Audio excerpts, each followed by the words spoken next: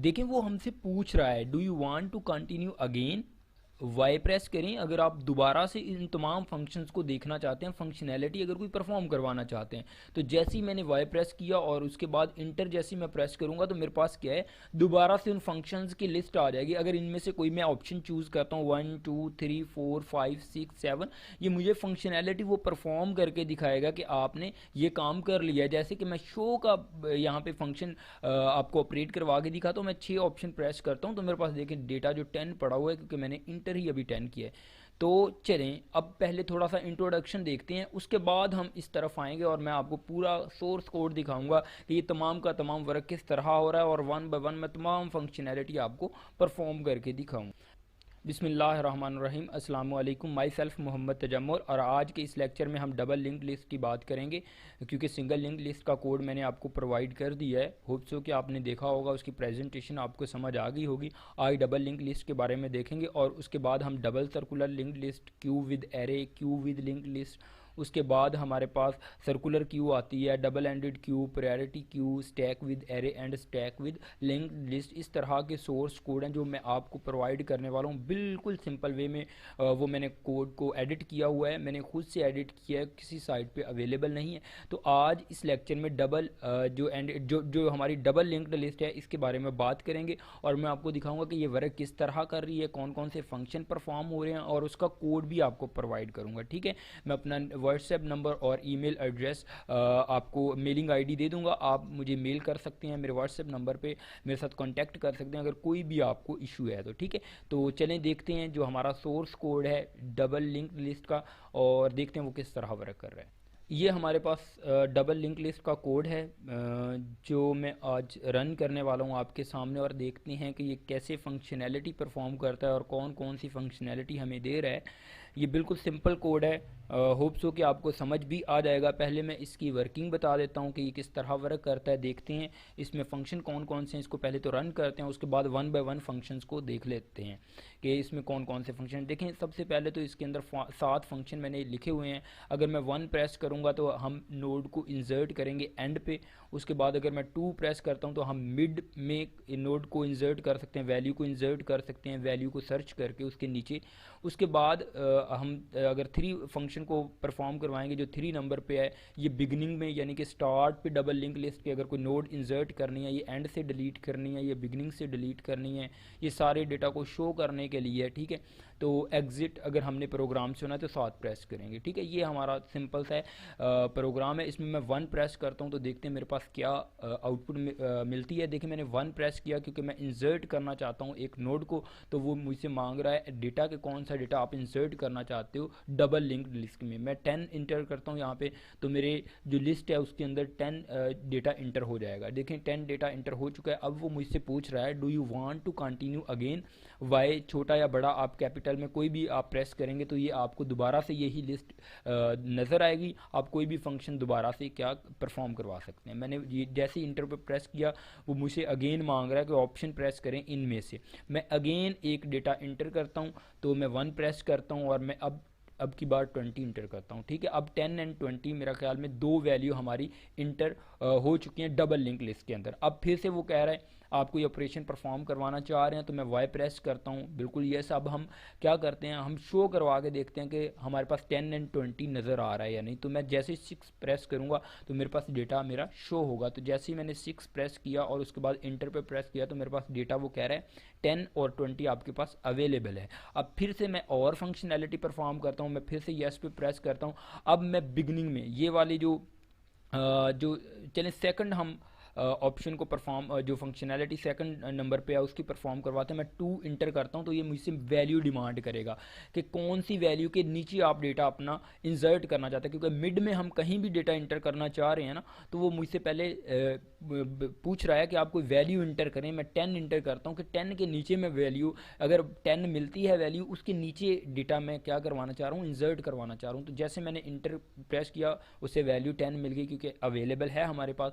उसके नीचे कह रहा डेटा कौन सा इंटर करूँ, मैंने कहा 15 इंटर कर दो, ठीक है। अब मैं जैसे ही इंटर पे प्रेस किया मैंने, डेटा हमारा इंसर्ट हो चुका है। अब मैं देखता हूँ कि डेटा इंसर्ट हो चुका है या नहीं। मैं 6 प्रेस करूँगा तो मेरे पास हमारे पास 10, 15 एंड 20 डेटा हमें शो होना चाहिए। तो मैंने यहाँ पे 6 प्रेस किया और उसके बाद देखिए मेरे पास डेटा जो आ रहा है 10, 15 एंड 20 आ रहा है। देखें पहली दो फंक्शनैलिटी परफॉर्म हो चुकी हैं। अब हम बिगनिंग में यानी कि स्टार्ट में कोई डेटा इंसर्ट करके देखते हैं।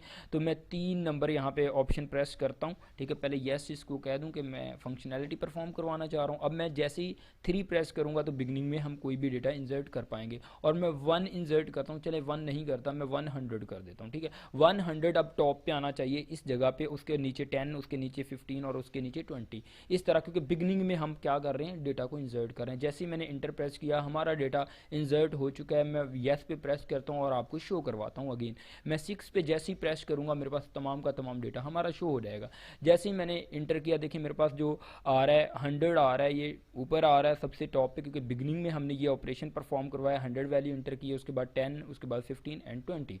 मतलब हमारे ये जो पहले 3 फंक्शन बिल्कुल एग्जैक्ट वर्क कर रहे हैं और छठा भी कर रहा है, क्योंकि शो भी हम साथ साथ करवा के देख रहे हैं। अब डिलीट एंड से हम वैल्यू करवा के देखते हैं। 4 नंबर फंक्शनैलिटी परफॉर्म करवाते हैं तो ये 20 यहाँ से गायब हो जाना चाहिए। तो मैं पहले वाई प्रेस करता हूँ और उसके बाद यहाँ पे जो एंड से डेटा डिलीट करती है जो फंक्शन है 4 पे मैं यहाँ पे प्रेस करूँगा तो मेरे पास डेटा जो 20 डिलीट होना चाहिए। जैसे ही मैंने इंटर किया देखें मेरे पास कह रहा है from and node is deleted, मतलब नोड एक डिलीट हो चुकी है, एंड से 20 जो डेटा यहाँ से गायब हो चुका है। मैं येस पे प्रेस करता हूँ और उसके बाद आपको शो करवाता हूँ 6 यहाँ पे प्रेस करता हूँ। देखें मेरे पास जो डेटा है वो 100, 10 एंड 15 रह चुका है। उसके बाद बिगिनिंग से हमने अगर उड़ानी है नोड, इस नोड को हमने ख़त्म करना है तो मैं यहाँ पे फंक्शनैलिटी जो परफॉर्म करवाऊंगा 5 प्रेस करता हूँ। यहाँ पे 5 जैसे मैं प्रेस करूँगा 100 यहाँ से गायब हो जाएगा। सॉरी पहले इधर येस मुझे इंटर करना है कि मैं फंक्शनैलिटी परफॉर्म करवाना चाह रहा हूँ। अब मुझे 5 प्रेस करना है और 100 हम इधर से गायब होगा।